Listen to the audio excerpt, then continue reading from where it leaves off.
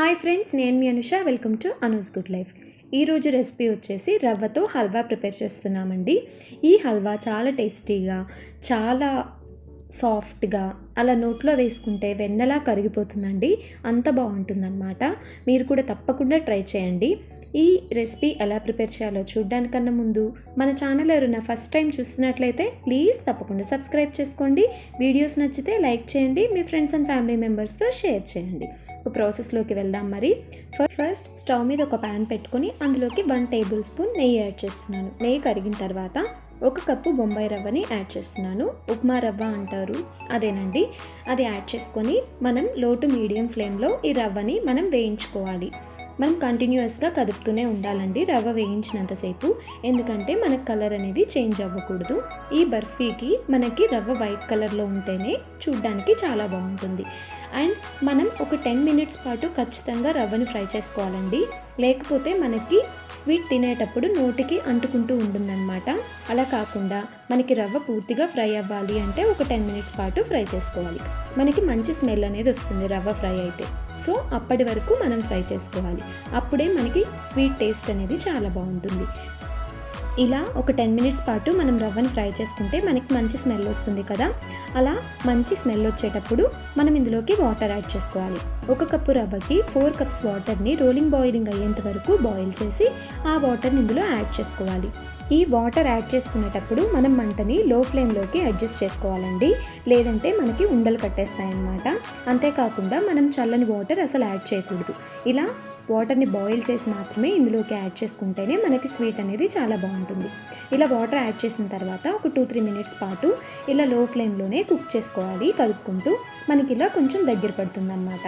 ఇలా దగ్గర పడుతున్నప్పుడు మనం ఇందులోకి స్వీట్నెస్కి తగ్గట్లు షుగర్ యాడ్ చేసుకోవాలి. ఇలా 1 కప్ రవ్వకి 1.5 కప్ షుగర్ తీసుకోవాలండి. అప్పుడే మనకి స్వీట్ అనేది పర్ఫెక్ట్గా సరిపోతుంది.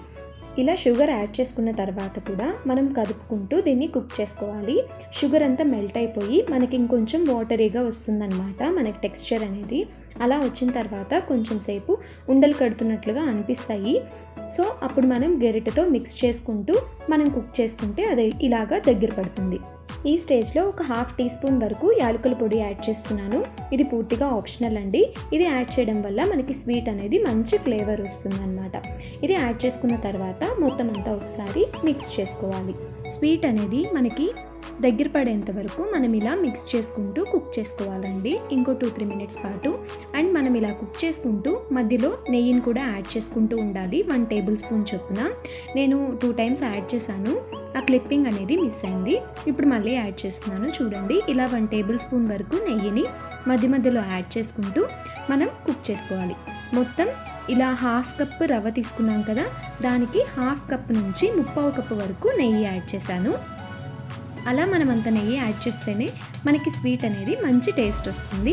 అండ్ మనకి తినేటప్పుడు చాలా సాఫ్ట్గా ఉంటుంది. ఇలా మిక్స్ చేసుకుంటూ ఉంటే చూస్తున్నారు కదా, మనకి ప్యాన్ నుంచి సపరేట్ అయ్యి వచ్చేస్తుంది స్వీట్ అనేది. సో మనకి స్వీట్ రెడీ అయిపోయినట్లు అన్నమాట. ఇలా మనం చేసుకోవాలి. మొత్తం కుక్ అయిన తర్వాత మనం స్విచ్ ఆఫ్ చేసేసుకొని మనకి ఒక ప్లేట్లోకి కానీ లేదా ఏదైనా బౌల్లోకి కానీ మనం ఈ స్వీట్ని ట్రాన్స్ఫర్ చేసుకోవాలి. నేను ఇలా గ్లాస్ బౌల్ తీసుకున్నానండి. దీనికి నెయ్యితో గ్రీస్ చేసుకుంటున్నాను. ఇలా మొత్తం గ్రీస్ చేసుకున్న తర్వాత మనం ప్రిపేర్ చేసుకున్న స్వీట్ని ఇందులోకి ట్రాన్స్ఫర్ చేసుకోవాలి. లేదా మీరు ఒక స్టీల్ ప్లేట్ అయినా తీసుకోవచ్చండి. స్టీల్ ప్లేట్ మీద కూడా మొత్తం మనం స్ప్రెడ్ చేసుకొని పీసెస్ కింద కట్ చేసుకోవచ్చు. ఇలా మొత్తం ఇందులోకి ట్రాన్స్ఫర్ చేసిన తర్వాత ప్లేట్ మీద ఈవెన్గా స్ప్రెడ్ చేసుకోవాలి. మన స్వీట్ అనేది మొత్తం ఈవెన్గా స్ప్రెడ్ చేసుకొని దీన్ని ఇప్పుడు గార్నిష్ చేసుకుందాం. ఇలా మొత్తం స్ప్రెడ్ చేసుకున్న తర్వాత దీని మీద ఎండు కొబ్బరి పొడి లేదా డెసికేటెడ్ కోకోనట్ యాడ్ చేసుకోవచ్చు. మనం ఎండు కొబ్బరి పొడి యాడ్ చేయడం వల్ల మనకి స్వీట్ టేస్ట్ అనేది చాలా బాగుంటుంది. పైన కొంచెం గసగసాలు కూడా స్ప్రింకిల్ చేస్తున్నానండి. ఇది పూర్తిగా ఆప్షనల్, మీకు నచ్చకపోతే స్కిప్ చేయొచ్చు. కానీ గసగసాలు వేయడం వల్ల మనకి టేస్ట్ కూడా బాగుంటుందన్నమాట. ఇలా గసగసాలు యాడ్ చేసిన తర్వాత చాప్ చేసుకున్న పిస్తా, క్యాషు, బాదం ముక్కలు కూడా యాడ్ చేసుకుంటున్నాను. మొత్తం ఇలా యాడ్ చేసిన తర్వాత మనం స్పాచులాతో కొంచెం ప్రెస్ చేస్తే అవన్నీ మనకి స్వీట్ లోపలికి వెళ్ళిపోతాయి అన్నమాట. ఇలా మొత్తం అంతా ప్రెస్ చేసుకొని ఒక 20 మినిట్స్ పాటు మనం రెస్ట్ ఇవ్వాలి. అప్పుడు మనకి స్వీట్ అనేది కొంచెం చల్లారుతుంది. ఇలా చల్లారిన తర్వాత మనం ఫ్రిడ్జ్లో కూడా పెట్టుకొని సర్వ్ చేసుకోవచ్చండి. స్వీట్ చాలా బాగుంటుంది. నేనైతే ఫ్రిడ్జ్లో పెట్టలేదు. ఇలా మొత్తం ప్రెస్ చేసుకొని ఒక 20 మినిట్స్ పాటు వదిలేసి మనం ఏ షేప్లో కావాలంటే ఆ షేప్లో స్వీట్ని మనం కట్ చేసేసుకోవచ్చు. నేనైతే స్క్వేర్ షేప్స్ ఇస్తున్నానండి. డైమండ్ షేప్లో కూడా మనం కట్ చేసుకోవచ్చు. మనకు ఎలా కావాలి అంటే అలా కట్ చేసుకొని సర్వ్ చేసుకోవచ్చు. అంతేనండి, ఎంతో సాఫ్ట్గా నోట్లో వేసుకుంటే కరిగిపోయే రవ్వ స్వీట్ అనేది రెడీ అయిపోతుంది.